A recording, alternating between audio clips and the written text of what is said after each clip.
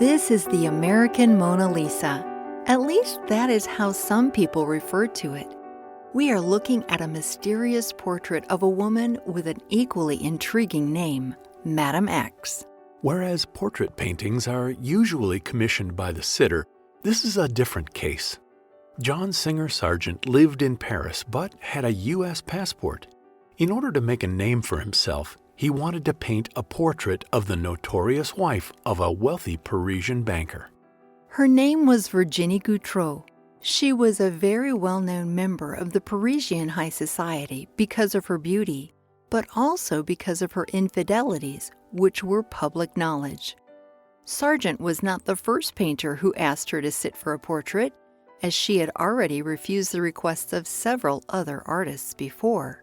But Sargent was just like her, an American expatriate, and was extremely persistent in his requests.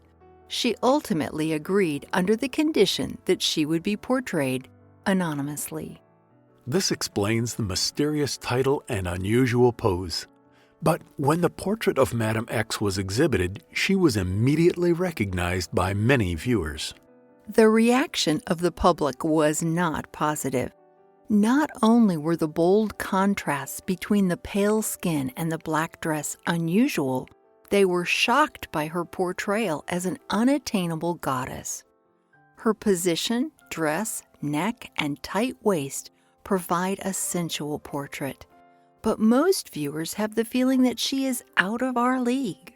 And while the initial reception was not positive, this changed over the next decades. Sargent later considered it his best work ever, and the portrait is nowadays considered a masterpiece by many.